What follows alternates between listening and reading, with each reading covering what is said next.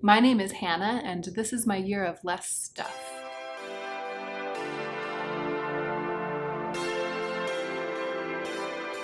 Hey y'all, guess who's back in the house making biscuits? She can't stop, won't stop. I feel like she's trying to make a biscuit for each and every one of you.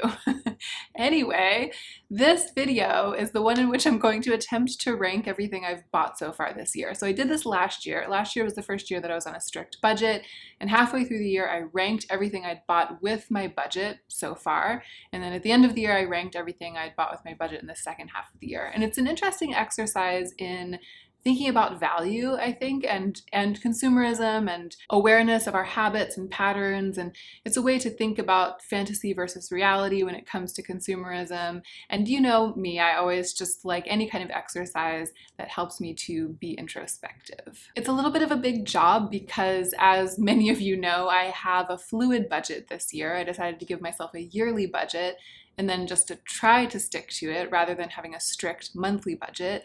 And I ended up spending a huge portion of my monthly budget in the first 2 months of the year. So that means I purchased more items in the first 2 months of the year than I will probably purchase for all of the rest of the year combined. And that means that I had a lot to rank when I sat down to make the list for this video. And it did bring up some interesting questions and some thoughts, but I am going to put those questions and thoughts in the meat of the video because I feel like that's really what the video is all about. If you're new to my channel, welcome. I'm so glad you're here. I'm Hannah. I absolutely love beautiful things, and I think that they can add true value to a person's life, but I used to have a troubled relationship with shopping, and it took me a long time to recover from that. So on this channel, I try to keep a balance. I appreciate beauty and beautiful things, but I don't normalize overspending. If that sounds good to you, please go ahead and subscribe, and let's all go ahead and get into the meat of the video. So this video is going to address the first half of 2020. I'm filming it here at the end of July, and I have already bought, I think, everything that I'm going to buy in July. I might actually go ahead and film my video pretty soon about how I spent my budget in July, but I'm not going to include those products in this video. This is just January through June. Now, with my budget last year, I was including replacements. So I had a monthly budget, and I had to use that budget to replace staple items, and then I only had the leftover after replacing staple items to use on fun things or extra items. And when I did this ranking last year, that kind of caused the process of the ranking to break down a little bit because I found out that even though staple items kind of have priority for me in terms of how important it is to have funds to replace them, they were always at the bottom of the list in terms of ranking how much joy things brought to me, because as staples and as things that I continually replace, they felt more boring. This year, it's a little bit of a clearer path because this year I am allowing myself to buy true staple replacement items, like, you know, the one shampoo that I use until it's gone and then I buy another bottle. I'm allowing myself to do that extra to my budget, outside of my budget, and I'm keeping my budget funds just for buying exciting, beautiful things, extra things, things to enhance my life. And I did make my budget smaller to account for that when I structured this yearly project. So I embarked on the project of this ranking with the Sparks Joy principle. I went through the list and I picked out the things that I immediately felt like a leap of excitement and joy about, the things that I feel like would be the first ones I would keep if everything was being taken away from me, if I could only keep one, if I could only keep 5. Those are the ones that are at the very top of the list. But as I started going through it, I realized that for me, the Sparks Joy principle kind of correlates with the usefulness principle or the frequency of use principle. I have ended up valuing things simply because I have ended up wearing them so much, or maybe it's the fact that I'm wearing them so much that's showing me their true value.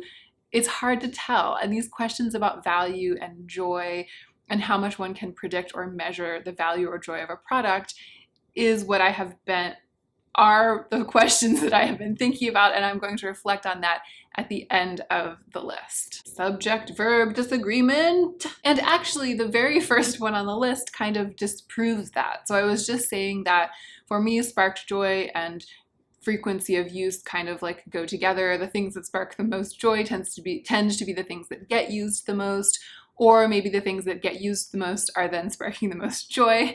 But the first thing on the list, which is what I'm telling you now is my number one thing. So out of everything I've purchased in the first 6 months of the year, what's the thing that I feel like I love the most? That's like my number one pick, the thing that I'm the most glad that I purchased. It actually isn't the thing that's been used the most, and there are many, many other things on the list, maybe even most of the other things on the list, that have been used more than this thing has been used. And it's not because I purchased it only recently. In fact, I think I purchased it at the end of February. And it is the little leather bomber jacket that I bought at the sample sale in downtown LA that I went into at the very end of February of this year. Now, clearly, the quarantine is one of the reasons that I haven't worn it as much. I'm sure that if COVID had never come along, then this leather jacket would have gotten much more use from me than it has gotten. But its infrequency of use isn't the only thing that makes it a surprising top pick, at least surprising for me. One of the other things that makes it really surprising is that I purchased 3 things at that sample sale: 2 pairs of pants and this jacket. And when I was in the sample sale and I was trying to decide, I was sure about the pants because I always feel like I don't have enough pants. I always feel like my pants aren't flattering or aren't comfortable. I always feel like I struggle to find good pants. And in that sample sale, they happened to have these 2 pairs of pants that just were extraordinary for me in terms of their fit. So I was trying things on. I tried on all the stuff. I really loved these things. And I was like, well, I would be so dumb not to buy these 2 pants because you never get a chance like this to get amazing pants at such a low price and that they really fit my body perfectly and they're designer. So I was like, I'm definitely getting those pants. And then I went back and forth about the jacket. I was like, I have other jackets. I don't need it. I don't feel like jackets are few and far between. I don't feel like it's hard to find a good jacket. And this jacket was more expensive than the pants. And it's quite quirky in terms of its styling. It's got really, really long sleeves and it's kind of cropped, fitted. I was worried that it would feel a little bit too snug when I was trying to layer it over other things. I just wasn't as confident that it was an amazing choice. And I ended up talking myself into getting it as well because it is awesome. And then I ended up loving it way more than I love the pants. Although I do love the pants, I love pretty much everything that I've purchased with my budget this year. I really like everything I'm talking about. I just consider it to be one of the most special and valuable things in my wardrobe, one of the standout purchases that I've made over the past, I would say, 5 years, at this point after having owned it for a while. And every time I look at it, I feel happy. It's hanging on a clothing rack that's exposed, so I walk past it several times a day. I often look at it. I often feel happy that I own it and excited about the chance to wear it again whenever that chance returns. And I also have a feeling about it that I will enjoy wearing it and look good in it for as long as we both shall live. It just feels like true love between me and this jacket, like a true investment piece, as people say when it comes to fashion. I feel like it's on the level of that pink Ulla Johnson blouse that I think was probably my number one thing that I purchased last year. I promise I won't go on at this length about every single item on the list. If I did that, we would be here for hours, but I feel like it does make sense to go on at a bit of length about the thing that's the number one pick. And I'm sitting here asking myself, why? I really want to articulate why it is that it's number one, why it is that it has outstripped everything. I think that it may be partly because it is outerwear, and that appeal comes from the fact that it can be worn with so many different kinds of outfits and to so many different kinds of occasions. So its versatility makes it feel like a real gem to me, whereas the pants do need to be kind of styled in a certain way. They only work for certain things. And also the pants are both for slightly more formal occasions, like when I'm trying to really look my best or like really put together a look or an outfit. And that's just not always my life. I spend a lot of time working at home. I spend a lot of time in less formal or slightly more comfortable pants.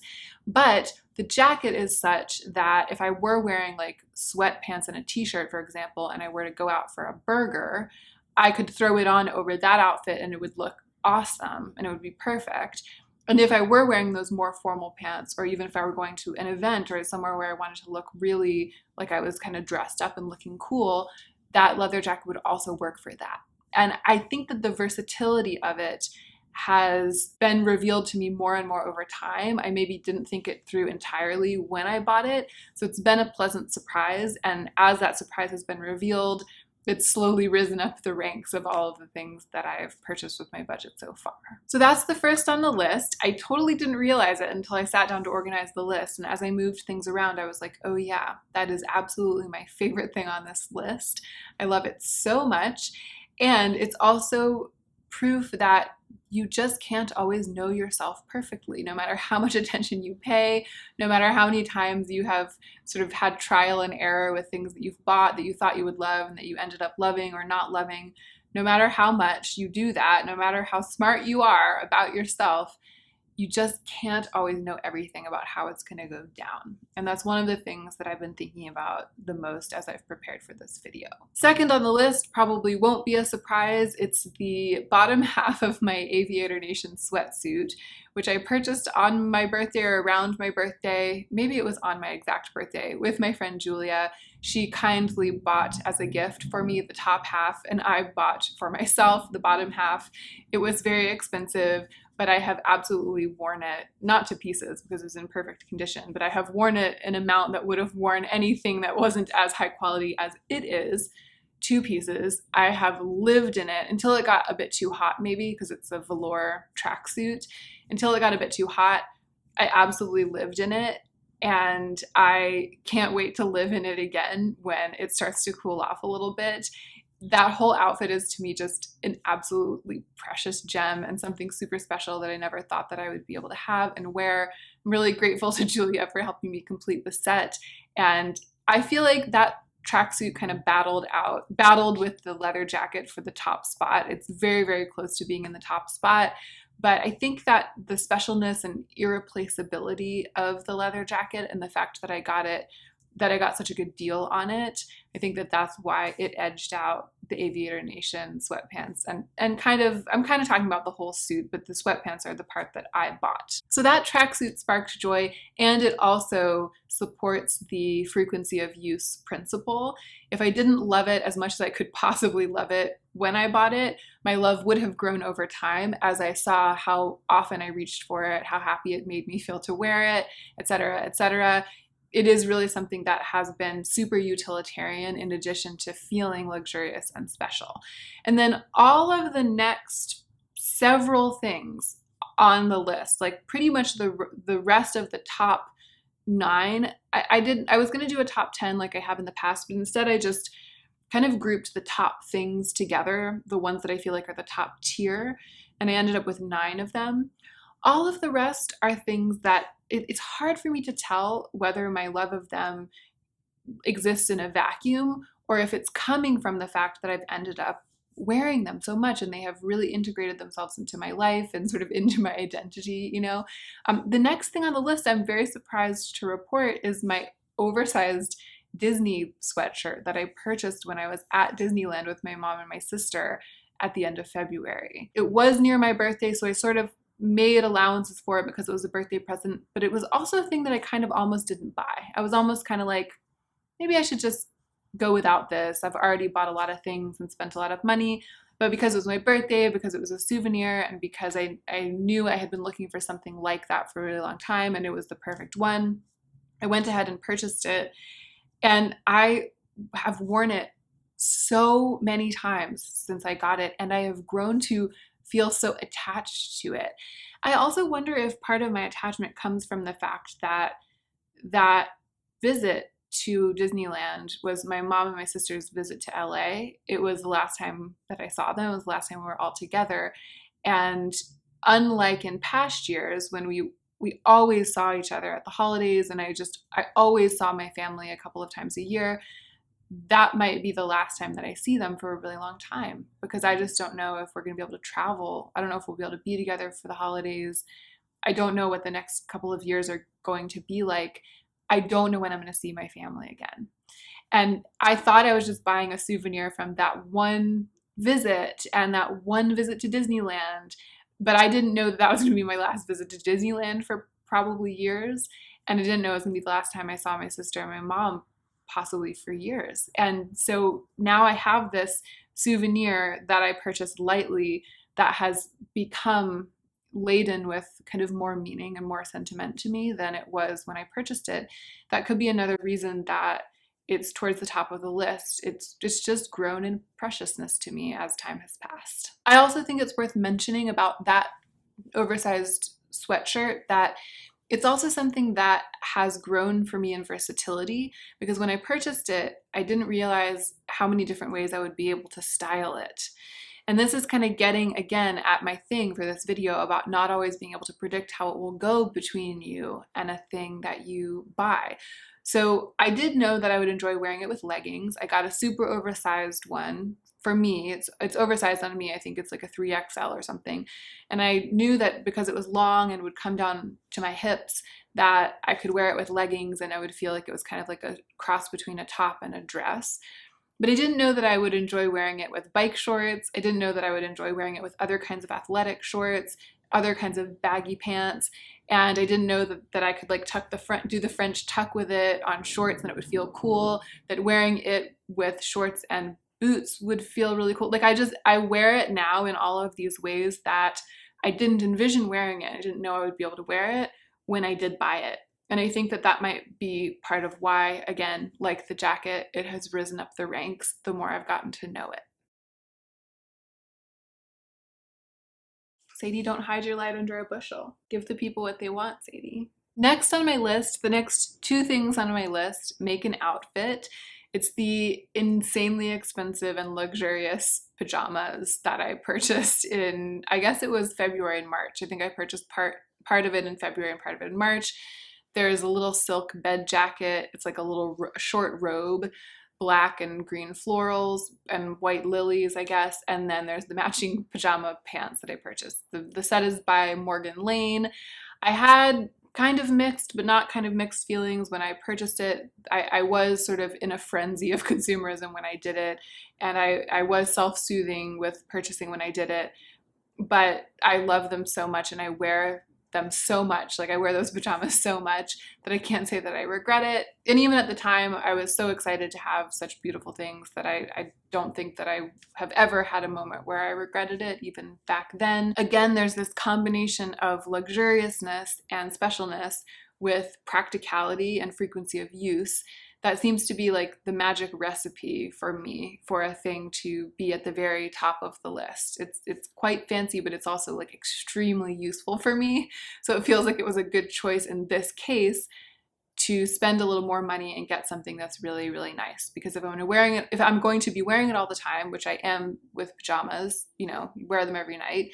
If you're gonna be getting a ton of use out of it, then maybe it makes more sense for it to be slightly elevated. Hey y'all, hi. It is I, Hannah Louise Poston, 2 days later. We've been unceremoniously transported 2 days into the future because the first time I filmed this video, the battery on my external microphone died halfway through. So all of the rest of the footage, everything past what you've seen up to this point, didn't have sound. And I, of course, discovered this when I was halfway through editing the video. And because I had already edited the first half, and because Sadie was so cute in the first half, I decided to just keep that and then come back and film the second half the next day, which is today. So I have different makeup, different outfit, probably different framing and lighting. And sadly, Sadie isn't here because she wants to watch birds. There are a bunch of birds eating birdseed on our fire escape right now, so she's very busy. But that's not going to keep us from completing the task. So let us continue with the meat of the video. I was just talking about the Morgan Lane pajamas. I think I had just gotten to the end of announcing that the pants and the robe from that pajama set are basically the fourth item on my list. And my top picks added up to 9 things, or 8 things if you consider the pajama top and pants to be one thing, like one set of pajamas. So I have these like top 8 things that really stood out to me as my absolute favorites, and those I have ranked in order. So I was telling you that my number 1 thing was the leather jacket, my number 2 thing was the Aviator Nation sweatsuit, and we're gonna go all the way down to my 8th favorite thing. And then after that, everything else isn't so clearly organized. It's sort of grouped together into more loose categories of what I like the best, what I'm the most glad I bought, what kinds of things I think that I tend to appreciate more over time, what kinds of things tend to lose their flavor over time. So it's not going to be as exacting as I go through the whole rest of the list, but these last 4 things in the top tier are still ranked. So next after the Morgan Lane pajamas is another thing that I feel like has that magic combination of beauty and practicality and usefulness, but also, unlike the pajamas, happens to be something that I got for a very low price, even though it's worth much more than what I paid, and that's because I purchased it secondhand. And that is the mustard colored velour sweatshirt that I purchased also the last time I hung out with someone. So my friend Lauren from the channel Lauren May Beauty, the last time we were together in person before the pandemic, we went to a Crossroads together. Crossroads is like a resale shop, like a secondhand clothing shop. So like the Disney sweatshirt, I do have fond memories attached to this one, but I also really love it for its own sake. It is a beautiful color. I really, really love the color. I feel like it's natural and easy to wear, but also can be something that feels a bit statement and editorial. I feel like that is the way with mustard.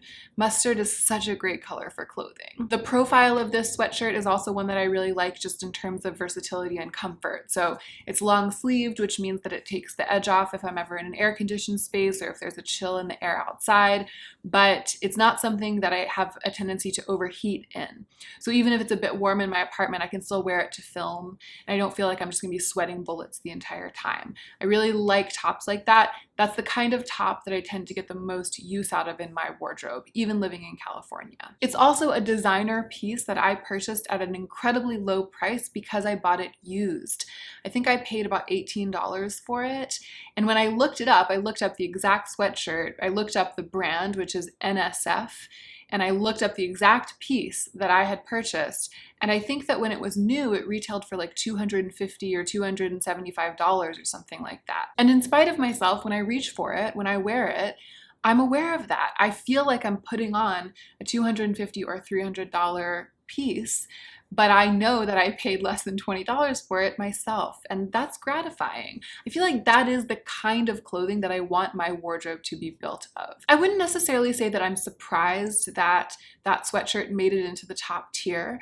When I bought it, I knew I was gonna love it. It's just that it was so effortless. I wasn't planning on buying anything that day. I wasn't looking for anything like that. I didn't slaver over it. I didn't plan and try to decide and weigh the pros and cons and have anxiety and set aside budget or save budget for it.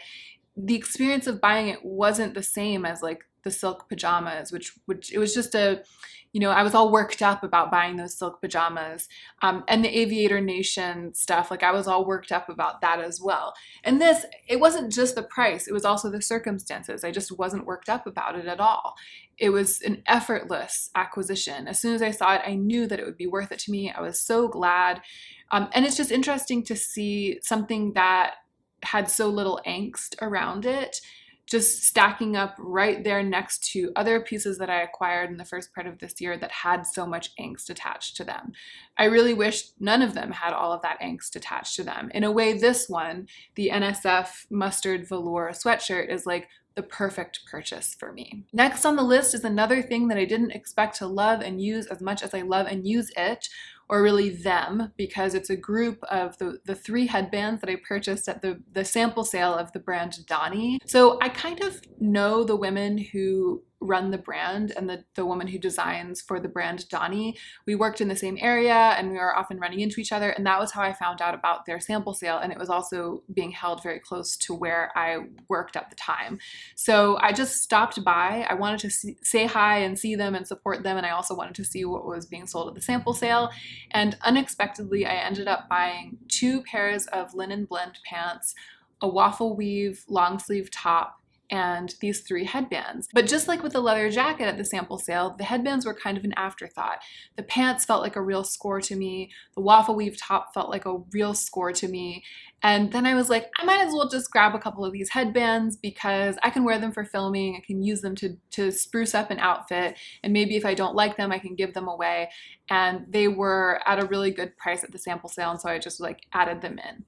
Recently, I've been wearing them and wearing them and wearing them. And I absolutely love how they transform a look on camera. I've been getting so much use out of them. And it might be unique to my situation, being someone who makes YouTube videos. It might be that if I didn't have a YouTube channel, I wouldn't be wearing them as frequently as I have been wearing them. But I love the looks that I've put together with them recently. I love styling them. I just love the sort of drama and pop that it adds. They feel like they really suit my style. I really love the colors and the textures and how easy they are to manipulate, because they're like these wraparound headbands that have wires in them. They're so cool. The product is called the Poppy, the Silk Poppy and the Velvet Poppy, and I don't think Donnie is making them anymore. I don't know if they're going to bring them back in a future season or something, but many of you guys have been asking, and I haven't really been able to link them on the website because they're not on there anymore, and I don't think they're being sold anywhere else either. But I will keep an eye out, and if the Donnie Poppies come back in stock anywhere, I'll absolutely let you know. Second to last in the top tier of 8 is this shirt that I'm wearing right now. I decided to put it on for filming the second part of this video because then it would be easier to reference when I got to this point. It's from the brand Scotch and Soda. I found out about it because a wonderful angel of a subscriber had given me a gift certificate to try Les Tote, which is a clothing rental brand. And I didn't actually end up loving very much of what I rented from Les Tote, but I did completely fall in love with this, and I was really sad when I had to send it back.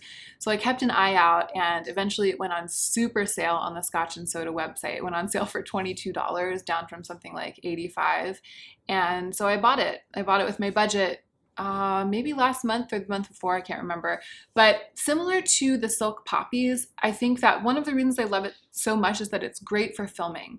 It really it frames the face, it looks really good with makeup, it looks really good with earrings, although I'm not wearing any statement earrings today.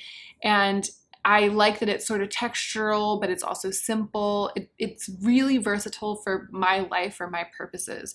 And also similar to the leather jacket, it's something that I feel like I'll be able to wear as I age, as maybe my hair, goes gray, or my face shape or the shape of my body changes. It's really stretchy, and the sleeves come down a little bit. It's not too revealing. I can just see myself like continuing to wear this for so many different occasions, even as I grow out of, or sort of age out of, some of the other clothes in my wardrobe. And I'm at the point in my life where that matters to me. It's something that I think about. I could see myself wearing this shirt and that leather jacket when I'm 80, and that makes me value them more. And the last thing that made it into my top tier, the 8 things that I'm the most glad that I bought in the first half of the year, is the only makeup item that made it onto the list, and that's the Charlotte Tilbury Glow Wand. The Charlotte Tilbury Highlighting Spotlight Wand, Glow Wand and Spotlight. You know what I'm talking about, the little thing. I'm not going to go into detail about it right now because I just talked about it at length and showed a swatch of it in the video that I made about the best makeup that I have discovered in 2020 so far. I'll link that video down below, and if you want to know more about my thoughts on this product, then I suggest that you click through and watch that video. But I will say that I think that it's of note that even though I bought all of those beautiful cream blushes at the beginning of the year, there weren't any other makeup items on this top tier list. I just am finding that as time passes, I end up valuing my clothes more. And I think it's partly just because they're not perishable, and they don't get used up as quickly or used up in the same way. So there have been a number of items of clothing, like the Disney sweatshirt and the leather jacket, and even this, and the silk headbands. There have been a number of things that have just grown on me more and more over time. It's almost like they have developed like a cheese. They've aged well, like a wine. You know what I mean? Like they have just gotten like the patina of my ownership upon them and become better to me as time has passed. And it's hard for that to happen with makeup because as time passes, it gets used up. So the Charlotte Tilbury, the reason I'm including it here, the Glow Wand, is that I have grown to love it more ecstatically than I did before, and it is my absolute favorite thing that I've tried this year, and I feel like I'll immediately replace it when I run out of it. I'm interested in the other colors of it. It is just one of those kind of like classic all-time bests. I think I have been looking for a product that does what it does, which is to blend with other cheek products like cream cheeks, to dry down completely, but it stays really glossy and glassy and wet look even after it's dried down, and it's really easy to use and it works with my skin tone. I've been looking for a product like that for a long time, and I feel like I finally found it in this one. And I feel like nothing will ever be better. So that's the reason that it's made it into the top. I do feel like it has kind of developed a patina of ownership, and I've grown to appreciate it and love it more as time has passed. But it only just made it into the top tier, and it is last because it's disposable. It is makeup, you know, it's perishable. It's like food in a way to me. And that same idea, that same assessment really showed itself to be important to me and really came to bear as I went through all of the rest of the things on the list. Everything else on the list, almost everything else, is either an item of clothing or an item of makeup. And as I was going through all of the rest of it, I was like, okay, these are the things that didn't make it into my top tier. And I'm really glad that I bought all of them. That was kind of interesting to discover. There aren't any regrets on this list. There's nothing that I wish I could give back and get my money back for.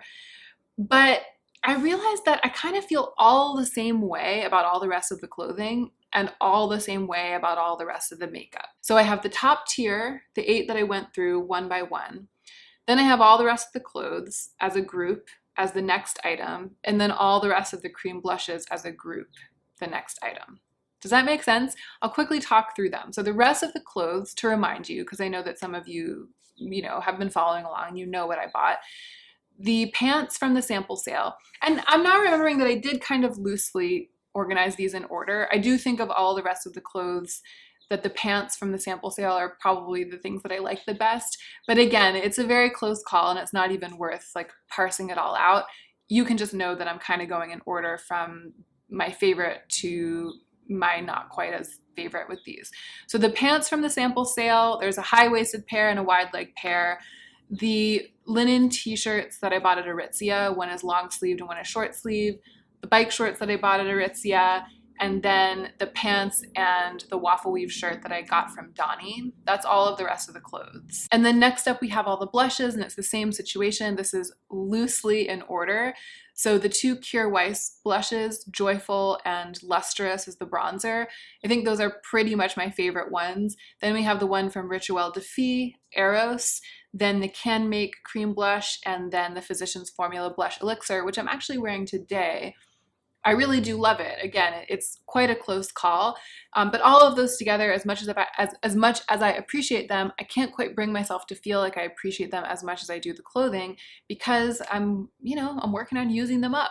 And once I use them up, they'll be gone. And then the last 2 things on the list also speak to that. They speak to the fact that when something is disposable like that, when I use it up and then it's gone, or when I anticipate that it will be gone, it's just hard for me to feel the same level of excitement, to feel the same sparks of joy as it is to feel about something that I feel like I have really collected and invested in, like the leather jacket or the pink lace blouse from Ulla Johnson from last year, for example. So second to last, this is 2 little line items that are below everything else. Second to last is the House of Gloy order that I made. And don't get me wrong, I love House of Gloy. I think for bath products, top of the line, best of the best. And I'm not sad that I purchased the bubbling scrubs that I purchased towards the beginning of quarantine, because I loved using them. I think the price is also great for them. I love supporting a small independent brand. I'm really glad that I did it. And if I could go back and do it again, I would go back and do it again. But I've used them up by now and recycled the containers, and so they just don't exist to me anymore in my life. And the reality is that I just cannot bring myself to feel the sparks, to have the sparks rekindle inside of me for something that is long gone, especially when compared to something like this shirt, which I'm literally wearing today, or the Physicians Formula blush elixir, which I just put on today and felt really lovely to use, and I really like how it looks. And you just can't feel the same feelings about something that you used up months ago. So that's why I put that order towards the bottom of the list. And then the very last thing, similarly, are the clothes that I rented from Nuuly. I loved renting from Nuuly. I've paused my subscription for now because everything's topsy-turvy and I don't know what's going to happen to me and to my life, and also my finances are a bit more strained than they used to be. but I loved it. It was a great service. I loved the clothes that I rented. I loved wearing them on camera. I do feel a lot of warm, fuzzy feelings around having rented clothes from Nuuly for some months this year. But the clothes are all long gone from my life. I've packed them up. I've sent them away. I guess you could say that if I like look back at Instagram pictures of myself wearing them or look back at videos that I filmed when I was wearing rented clothes, I feel some sense of lingering satisfaction at having done that and having that imagery now, and, you know, having made good use of this rental service and gotten some cool images and gotten to wear cool things, but without acquiring a bunch of new stuff, because this is, after all, my year of less stuff. So again, like, I feel good about it all around, and I still have some good feelings that exist inside me that are connected to it. But it just doesn't measure up. Those feelings just don't measure up to my feelings about the things that I have acquired that I feel like I'm going to have for a really long time, that I have some sentimental value attached to, that I still relish or feel really excited about wearing when I get the chance to wear them, etc., etc. So that's why the Nuuly rentals, the cost of those Nuuly rentals, which did come out of my budget, ended up at the bottom of the list. So this has been an exercise in thinking about worth and value. How loved is a thing?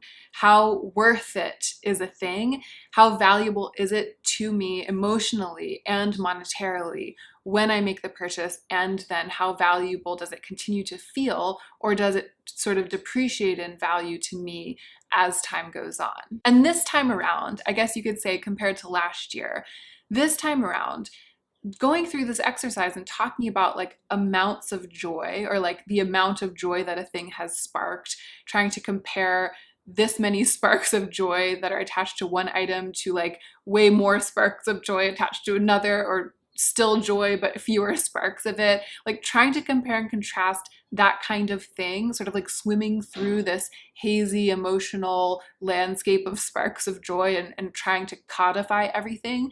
It has caused me to reflect on the act of graphing and charting joy, like feelings of happiness around objects, in a way that I never have before. And I wanted to share that with you at the end of this video. Basically, I like thinking about it. I like going through the paces of thinking about which things I'm the happiest that I bought and which things I still like the best months later. I like doing it.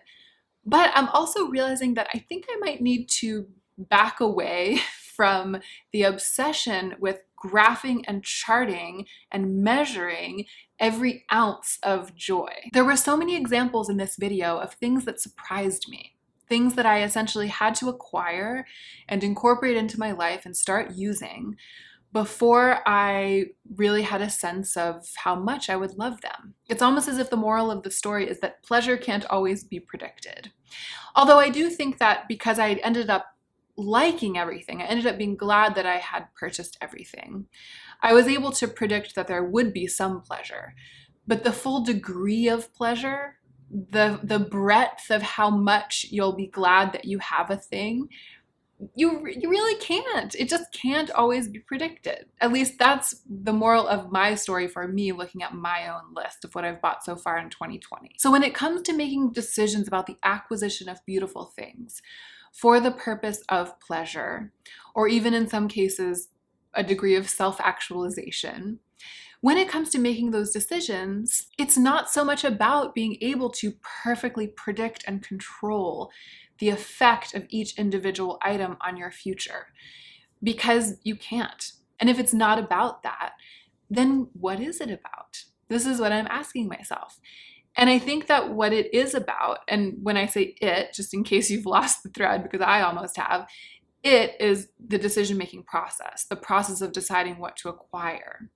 If it's not about this perfect prediction, then it's just about not going overboard in any one direction. That's the important thing. Not just losing sight of the general shape of how I want my life to be in terms of how much I spend and how much I acquire, and generally what types of things lead me to buy them, and what kinds of feelings lead me to buy things. I'm 35 years old. I've gotten much better over the last 10 to 15 years of my life at understanding my own habits and tastes and predicting what I will actually make use out of and what I will enjoy. But I still constantly surprise myself by using and wearing certain things more than others. The worth of an object, the value of an object to a person over the course of her life is subjective, and it's a moving target. So instead of wasting my energy trying to chart and graph and codify something that's actually fluid, something that actually cannot be charted and graphed, I would rather spend my energy fostering patience and moderation. So not impulse buying stuff, not buying too much stuff. And I would rather spend some of that energy also on self-forgiveness, accepting my own imperfections, retaining a sense of humor about myself, because the goal, after all, the goal of all of this, the goal of paying attention to this stuff, the goal is not to have a perfectly curated set of belongings and impeccable taste. That's not the goal. The goal is to have a happy life.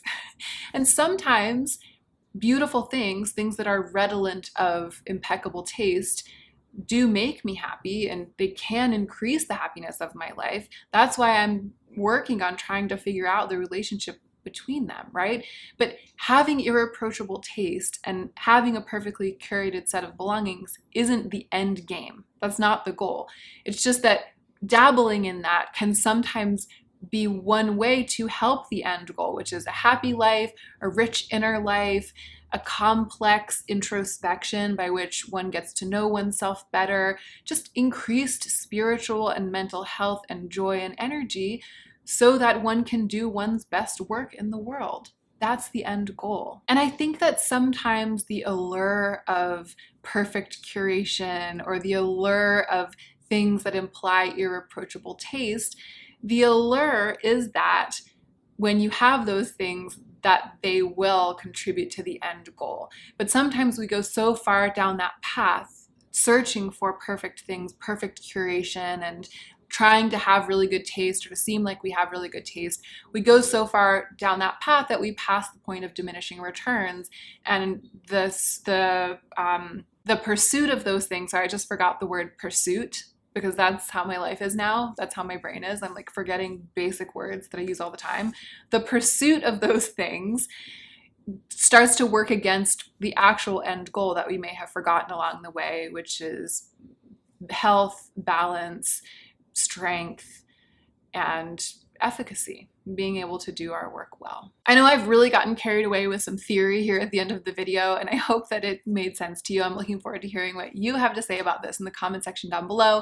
Basically, I was just trying to say that I realized when I was listing out these things and trying to put them in order of how much I like them, especially because it was a list of things that I like, all of them, I just realized how futile it is to try to really have a vice grip on the level of joy that I'm going to experience from an item.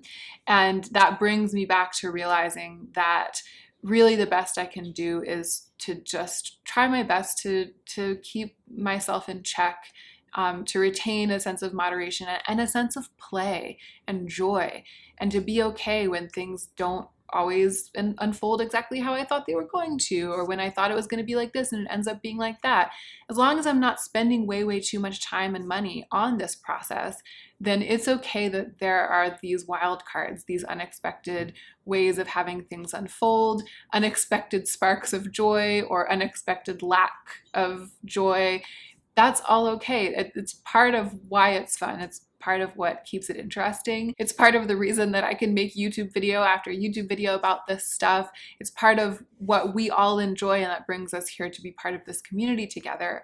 It doesn't all have to have slots on a spreadsheet, because you can't really put joy and spiritual growth and the relationship between your sense of taste and your enlightenment and your efficacy in the world, you can't really chart and graph all that stuff. It's much too messy. Messy in a good way, messy like finger paints, messy in the way that we love.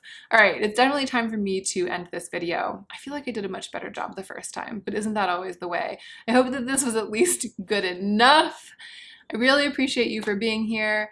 And I hope that you are remembering to take extra good care of yourselves right now so that you can all be the most effective versions of yourselves as you do your work in the world.